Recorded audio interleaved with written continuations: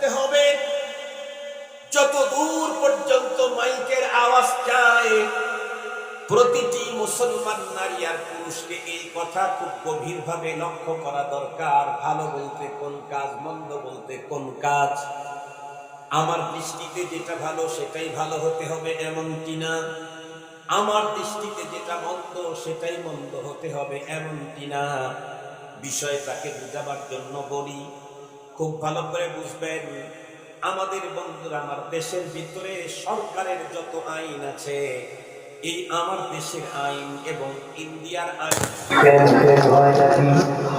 অনেক বিষয় আছে। ইন্ডিয়াতে বৈধ, আমার দেশে অবৈধ। কথা বলেন না কেন? অনেক বিষয় আছে আমার দেশে বৈধ, ইন্ডিয়াতে অবৈধ। অনেক বিষয় আছে আমার দেশের আইনে বন্ধুরা আমার বৈধ, কিন্তু সৌদি আরবের আইনে অবৈধ। যেই মানুষটা যেই দেশে বাস করে তাকে ওই দেশের নিয়ম মানতে হয়। সেই নিয়ম যদি না মানে, তাহলে সে দেশের রাষ্ট্রপ্রধান রাষ্ট্রীয় আইন অমান্য করার কারণে তারে পানিশমেন্ট দেয়, জেলখানায় ভরে দেয়। ভালো করে বুঝবেন। তাহলে বন্ধুরা আমার, আমার দেশের সব বৈধ গুলা তামাম দুনিয়াতে বৈধ হবে এমনটি না, বরং আমার দেশের অনেক বৈধ ইন্ডিয়াতে অবৈধ। সৌদি আরবের অনেক বন্ধুরা আমার বৈধ, আমার দেশের ভিতরে অবৈধ। খুব শুধু তাই নয়, বিগত 52 বছর বাংলাদেশে আমরা নিজের চোখেই যেটা দেখলাম, আপনারাও দেখেছেন, একই দেশের ভিতরে সরকার পরিবর্তন হইলেও বন্ধুরা আমার বৈধ অবৈধ পরিবর্তন হইয়া যায়। সরকার চেঞ্জ হইলেই বৈধ অবৈধ চেঞ্জ হয়ে যায়। যেমন সহজে বুঝবার জন্য বলি, বিগত সরকারের সময় হেফাজতে ইসলাম, জামাতে ইসলাম নাম শুনলেই অবৈধ। কথা বলেন না কেন? কিন্তু এই সরকারের সময় আবার ওই সরকারের নাম শুনলেই করতেছে। কথা বলেন না কেন? এখন হেফাজতে ইসলাম নাম শুনলে আর কোনো ঝামেলা। আপনাদেরকে বুঝাবার জন্য যদি একটা মেসাল নেই, ঝামেলা নাই তো। ভালো করে বুঝবার জন্য, হয়তো সবই তো আর বিয়ে পাস না, সবাই তো হাদিস শরীফ পড়ে আসে নাই। এই জন্য আমার কথা সবাই নেওয়ার জন্য একটা মেসাল নেই। মানুষকে দিয়ে মেসাল দিয়ে লাভকে আমি আমাকে দিয়ে দিই। আমি হেফাজতে ইসলাম বাংলাদেশের কেন্দ্রীয় সহকারী মহাসচিব, কিন্তু আমি এই পদের জন্য কোনোদিন লবিং, গ্রুপিং, দৌড়াদৌড়ি, এমনকি বসে থেকে দোয়াও কোনোদিন করি। বড়রা আমাকে স্নেহ করেন, ভালোবাসেন, মহাব্বত করেন নিজের সন্তানের চাইতেও বেশি। হাটহাজারী মাদ্রাসা শেখ আমাকে ডেকে নিয়ে হযরত তার খাদেমের মাধ্যমে আমারে খেলাফত দিয়েছেন। জুনাইদ বাবুনগরী রাহমাতুল্লাহি আলাইহি আমাদের 4 জনকে একসঙ্গে খেলাফত দিয়েছেন বাবুনগর মাদ্রাসায়। মামুনুল হক, আমি, আইয়ুবী আর হাসান জামি। অনেক বড়রা নিজের সন্তানের চাইতেও বেশি মহব্বত করেন। তাই বড়রা চাইছেন যে ছেলেটাকে একটা পদ দিই। পদটা দিয়ে রাখছেন, আমি আর না করি নাই, কারণ ইসলামের নাম যেখানে আছে সেটা যদি সহি শুদ্ধ হয়, আমি না করার কোনো সুযোগ নেই। ভুল ভ্রান্তি থাকলে সেখান থেকে সরে থাকতে হবে, ভুল ভ্রান্তি যদি না থাকে তাহলে তো আর সরে থাকার কোনো সুযোগ নেই। কিন্তু আমি, আপনারা বলেন, আমি কখনো হেফাজতের মিটিং মিছিলে আমাকে কখনো পাঠাই। বিগত ক্রাইসিস টাইমে ফ্রেন্ড সার্কেলের ম্যাক্সিমাম গুলো যখন ভিতরে, আমরা মাত্র 2 জন বাইরে, আমি আর হাসান জামি, আর সব মেহমানখানায় ছিল। তখন মাননীয় প্রধানমন্ত্রী শেখ হাসিনার মেহমানখানায় ছিল, আমরাই শুধু মেহমানখানার বাইরে। পরবর্তীতে আমরা একটু বাইরে আসতে চাইতেছি, তো তখন কিছু সংস্থার লোকের সাথে আমাদেরকে দেন দরবার করা লাগছে, কথা বলা লাগছে। একটা পর্যায়ে একটা সংস্থার অফিসে যাওয়ার পরে তারা আমাকে চ্যালেঞ্জ করলো, আপনি অমুক জায়গায় মিছিলে ছিলেন, অমুক মিটিংয়ে ছিলেন, আমাদের কাছে ভিডিও ফুটেজ আছে। আমি বললাম, না, আপনাদের ভিডিও হয়তো আপনি ভুল দেখেছেন, আর না হয় ভুল বলতেছেন। বলে, না দেখেছি। আমি বললাম, না দেখেন নাই। আমি যাই নাই, দেখবেন কেন? আমি যাই নাই, দেখবেন কেন?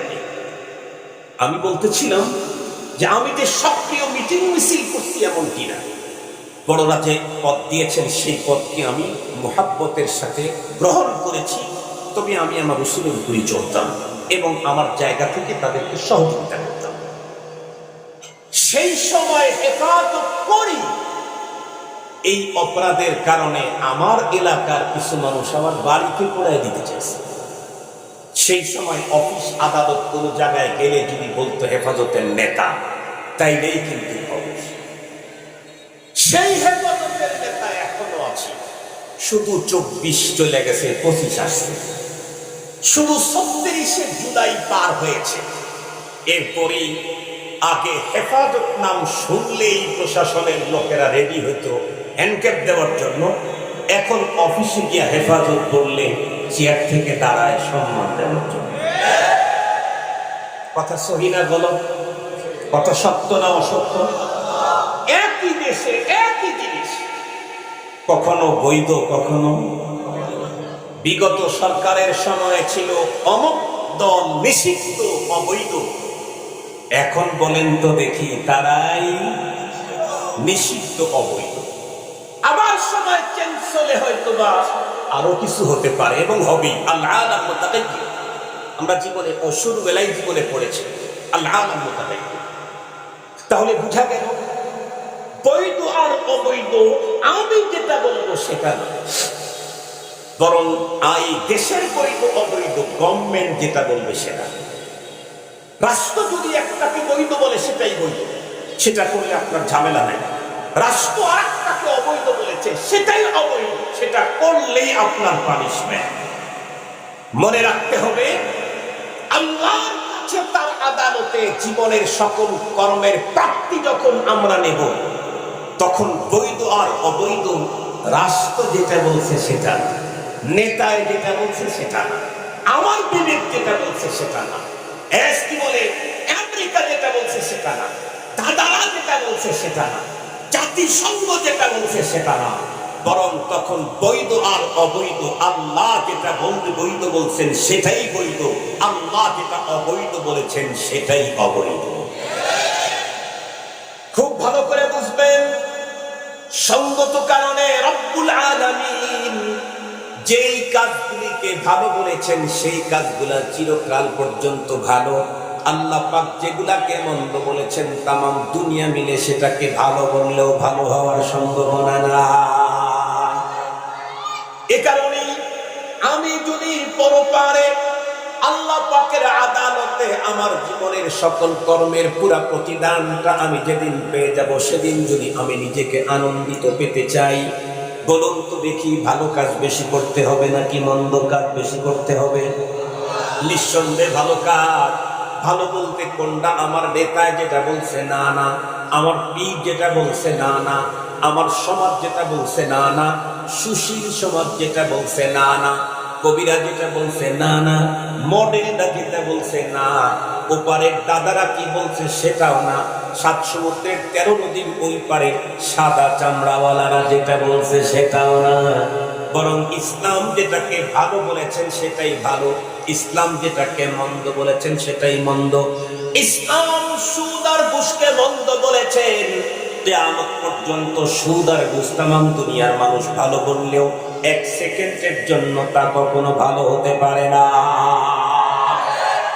কিন্তু দুঃখের বিষয় হলো এদেশের মুসলমান বড় ভয়ঙ্কর। আল্লাহর ঘর মসজিদে গেছে ওয়াজ শোনার জন্য। কার ঘরে? কথা বলেন না কেন? কার ঘর? মসজিদের মেম্বরে বসে খতিব সাহেব বক্তব্য দিচ্ছেন না, তাকুলুর রিবা, তোমরা সুদ খেও না, কোরআনের কথা। আল্লাহর ঘরে বসে আল্লাহর কথা আলেম যখন বক্তব্য দেওয়া শুরু করে, সেই ঘরে অবস্থান করে সুদখোর মুসল্লি ইমামের বিরুদ্ধে অ্যাকশন নেওয়া শুরু করে। কথা বলেন না কেন? কার ঘরের ভিতরে কার বিরুদ্ধে অ্যাকশন নিতে গেল? আল্লাহর ঘরের ভিতরে আল্লাহর ওয়ালির বিরুদ্ধে অ্যাকশন নিতে গেল। ওর অবস্থা কত বড় ভয়ঙ্কর হবে শুনে রাখেন। থানার ভিতরে ঢুকে কোনো ওসিকে যদি কেউ টেনে হেঁচড়ে বের করে দেয়, তাহলে হয়তো 5 মিনিটের জন্য ওসিকে হেনস্থা করা যাবে, টেনে হেঁচড়ে বের করা যাবে, কয়েকটা আঘাত করা যাবে, কিন্তু 3 ঘন্টা পরে যে ওসিকে তার কার্যালয় থেকে টেনে বের করেছে, ওকে তো এলাকায় পাওয়া যাবে না, আর বাবা মা মেয়েদেরকেও পাওয়া যাবে না। কথা বলেন না কেন? কথা বলেন না কেন? ওই ফ্যামিলির মেয়েরাও নিজের বাসায় থাকতে তখন নিরাপদ মনে করবে না, অথবা বাড়ি ওই এলাকায় থাকবে না। কেন? রাষ্ট্রের কাজে যাকে নিয়োজিত করা হয়েছে তাকে তুমি রাষ্ট্রের বানানো ঘর থেকে বের করে দিয়েছো, এত বড় ধৃষ্টতা তুমি দেখাইলা, তাহলে এই এলাকায় তোমার থাকার কোনো সুযোগ নাই। মনে রাখতে হবে, আল্লাহর ঘরে ঢুকে আদমের বিরুদ্ধে যারা অবস্থান নেয় তাদেরকে দুনিয়ায় থাকার অধিকার থাকবে না। বের করে দিবেন কে? জোরে বলেন, বের করে দিবেন কে? ইন্না বাতশা রাব্বিকা লাশাদীদ, তোমার রবের দ্বারা ধরা বড় ভয়ঙ্কর। তবে রব যখন তখন ধরে না, সময় মতো ধরে। তবে ধরলে আর একটু জোরে বলেন, ধরলে আর ছাড়ে।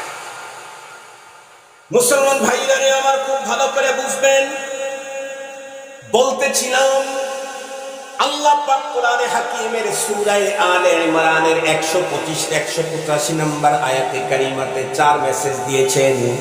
তার ভিতরে প্রথম মেসেজ হলো পৃথিবীর প্রতিটি প্রাণীকে মৃত্যুবরণ করতে হবে। দ্বিতীয় মেসেজ হলো পরপারে আল্লাহ পাক বলেন তোমাদের প্রত্যেককে তোমাদের কৃতকর্মের পুরোপুরি পাওনা দিয়ে দেওয়া হবে। সেই দিন পরপারে আল্লাহর আদালতে, যেদিন কিঞ্চিত পরিমাণ কার উপরে জুলুম করা হবে না, ফিরআউনের মতো ভয়ঙ্কর কাফেরের উপরেও যেদিন জুলুম করা হবে না, নমরুদের মতো ভয়ঙ্কর কাফেরের বিরুদ্ধেও যেদিন বন্ধুরা আমার তার উপরে কিঞ্চিত পরিমাণে জুলুম করা হবে না, আবু জেহেলের উপরেও যেদিন কিঞ্চিত পরিমাণে জুলুম করা হবে না, নমরুদের উপরেও বন্ধুরা আমার যেদিন জুলুম করা হবে না, প্রত্যেক মানুষকে তার নিজ পাওনা 100 দিয়ে দেওয়া হবে। আল্লাহ পাক রব্বুল আলামিন 3 নাম্বার মেসেজে বলেন ফামান যুহজিহা আনিন নারি ওয়া উদখিলাল জান্নাতা ফাকাদ ফাজ। সেই দিন যেই ব্যক্তি আল্লাহর আদালতে তার কৃতকর্মের প্রতিফল পেয়ে অবস্থাটা এমন হবে জাহান্নাম থেকে মুক্তি পেয়ে জান্নাতে ঢুকে যাবে, আল্লাহ পাক রব্বুল আলামিন বলেন এই লোকটাই প্রকৃত সফল। আমরা মনে করি যেই বক্তা বক্তৃতা দিতে দিতে তাম দুনিয়ায় তার প্রচুর চাহিদা তৈরি হয়েছে, আন্তর্জাতিক বক্তা হয়েছে, উনি সফল। নো, তাম দুনিয়াতে বক্তব্য দিতে দিতে America, Canada, German, Japan, Pakistan, India যা আছে সব জয় করে ফেলছে, কিন্তু পরপরে যদি জাহান্নাম থেকে মুক্তি না পেয়ে জান্নাতে ঢুকতে না পারে, ওই বক্তা সফল বক্তা নয়।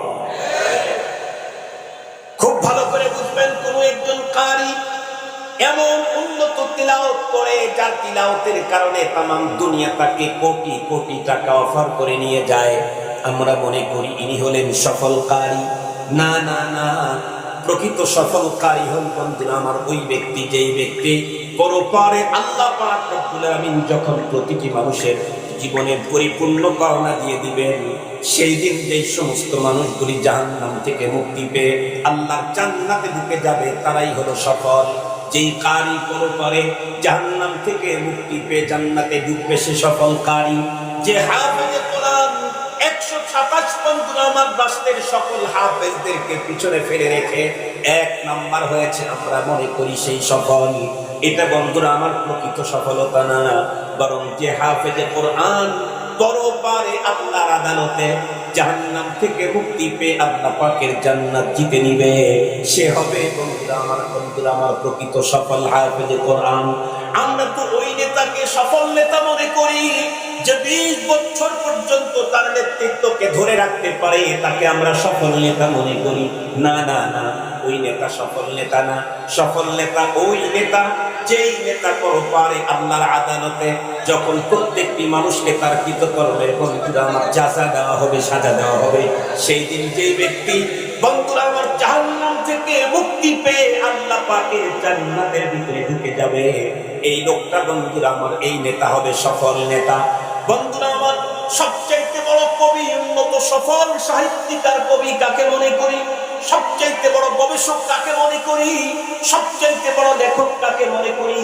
কোন একজন মানুষ এমন এক চূড়ান্ত বন্ধুরা আমার লিখন লিখেছেন, যার লেখা বইয়ের এত বেশি জনপ্রিয়তা শুধু নিজের দেশের ভিতরেই চলে না, তাম দুনিয়াতে তার বইটাকে এমন বেশি চাহিদা বেড়ে গেছে, বিশ্বের সমস্ত ভাষাতেই তার বইটা ভাষান্তরিত হয়ে তাম দুনিয়াতে ছড়ে গেছে। আমরা মনে করি এর সবচাইতে বড় গবেষক লেখক সফল। না না, যেই লেখক বন্ধুরা আমার বড় পরে আল্লাহর আদালতে দাঁড়িয়েও জাহান্নাম থেকে মুক্তি পেয়ে আল্লাহর জান্নাতের ফয়সালা পেয়ে গেছে, ওই লেখক হলো সবচাইতে বড় সফল। মুসলমান ভাইরা আমার, তবে সেই যুগে, সেই মুহূর্তে, সেই সময়ে এই সফলতা অর্জন করতে চাইলে আমাদের প্রত্যেককে বন্ধুরা আমার আমাদের আমলের কোয়ালিটি সুন্দর করা লাগবে। যার আমল ভালো হবে তার বন্ধুরা আমার জাযা ভালো হবে, যার আমল খারাপ হবে তার বন্ধুরা আমার সাজা বড় ভয়ঙ্কর হবে। আমল ভালো কোনটা আর কোনটা মন্দ, আমার নেতা যেটা বলেছে না না, আমার পীর যেটা ভালো বলেছে না না, আমার গবেষক যেটা ভালো বলেছে না না, আমার পার্টি যেটা ভালো বলেছে না, ইসলাম আর শরীয়ত যেটাকে ভালো আমল বলেছে ওটাই ভালো, ইসলাম আর শরীয়ত যেটাকে মন্দ বলেছে ওটাই মন্দ। তার মানে আমি আমাকে কেবলমাত্র সফলতার চূড়ান্ত শিখর পর্যন্ত নিতে পারবো কখন? আল্লাহর প্রেরিত শরীয়তকে আমার জীবনে 100% মেনে নেব যখন। আমি যখন শরীয়তকে আমার তবিয়ত বানায় ফেলবো, শরীয়ত যখন আমার স্বভাব হয়ে যাবে, আমি ওইটাই চয়েস করতে, যেটা আমার রব করতে বলেছেন, ওই কাজে মজা পাই যে কাজ আমার রাসূল করেছেন। সুবহানাল্লাহ বললেন না? যে সফলতা তখন আমার কদম চুমবে। ওই কাজ আমার খারাপ লাগে, যে কাজকে রব নিষেধ দিয়েছেন ওই কাজ করতে আমার ইচ্ছেই করে না, ওদিকে আমি যাই না। যে কাজে আমার রব আমাকে নিষেধ দিয়েছেন সেদিকে আমি তাকাই না। এভাবে 60-70-80 বছরের লাইফটা কাটাইতে পারলেই শুধুই ঈমান আর নেক আমলের পুঁজি নিয়ে কবর পর্যন্ত ঢুকতে দেরি রব্বুল আলামিন আমাকে আপনাকে জান্নাতুল ফিরদাউসে রিসিভ করতে দেরি করবেন না। এই বৃষ্টির মধ্যে এমনি তো জ্বরের সিজন না এখন, এবং জ্বর খুব কঠিন যাদের হচ্ছে।